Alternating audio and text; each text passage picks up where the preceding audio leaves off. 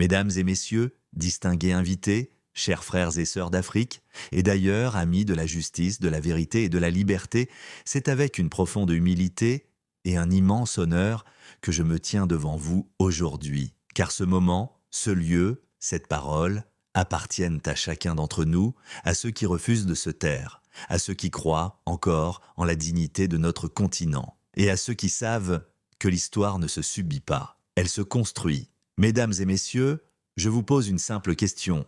Pourquoi l'Afrique est pauvre alors qu'elle est le continent le plus riche en ressources naturelles? La pauvreté de l'Afrique n'est pas naturelle. Elle a été fabriquée, organisée, planifiée, imposée, la colonisation, le début du vol systématique. Les puissances coloniales, France, Royaume-Uni, Belgique, Portugal, Espagne, Allemagne, Italie, ont envahi, divisé et pillé le continent pendant plus de 400 ans. Les richesses naturelles, or, diamants, coton, pétrole, cacao, bois, uranium, ont été extraites gratuitement pour développer l'Europe, pendant que les Africains mouraient d'épuisement.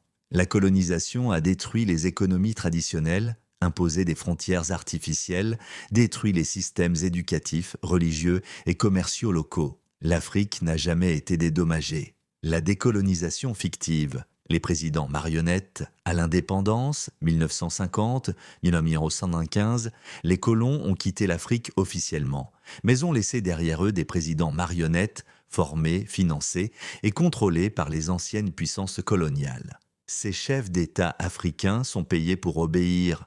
Ils protègent les intérêts des multinationales étrangères, ils signent des accords secrets pour donner le pétrole, les mines, les ports, les banques, les terres aux puissances occidentales. Le franc CFA, un instrument de domination économique utilisé dans 14 pays africains, dont 12 ex-colonies françaises, le franc CFA est une monnaie coloniale contrôlée par le Trésor français. 65% des réserves de change de ces pays sont déposées à la Banque de France.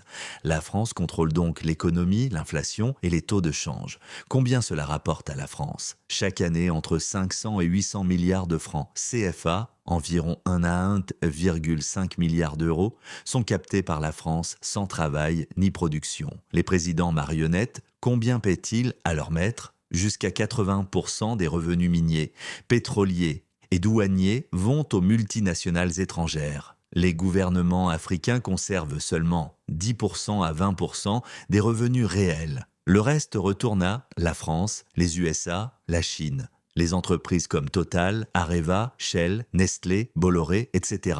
Des présidents touchent des commissions secrètes de plusieurs millions d'euros par an pour signer ces contrats. La dette odieuse, un piège permanent, les pays africains sont endettés artificiellement par le FMI, Fonds monétaire international, la Banque mondiale, les agences françaises de développement. Ces dettes nigériennes sont utilisées pour imposer des réformes économiques destructrices. Privatiser l'eau, l'électricité, les transports, les terres, supprimer les subventions pour les écoles et les hôpitaux, laisser les multinationales exploiter sans taxes ni loi. Résultat, chaque enfant africain naît avec une dette de 1000 à 3000 $.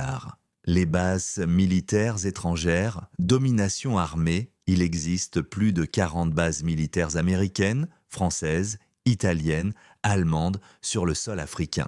Elles ne sont pas là pour protéger les Africains, mais pour protéger les intérêts étrangers, les pipelines, les mines, les dictateurs. L'élite africaine corrompue, complice du pillage. De nombreux ministres, généraux, banquiers, journalistes africains reçoivent de l'argent, des villas, des passeports étrangers pour garder le silence. Certains chefs d'État africains ont des comptes bancaires à Paris, Genève, Londres, contenant des milliards volés au peuple. Pendant ce temps, des enfants meurent de faim dans les rues. Les médias, l'école et la culture, l'illusion organisée. Les livres d'histoire ne racontent pas la vérité. La télévision fait croire que l'Afrique est pauvre à cause de la paresse ou de la guerre. On apprend à aimer les marques étrangères, à haïr nos langues, à mépriser nos traditions.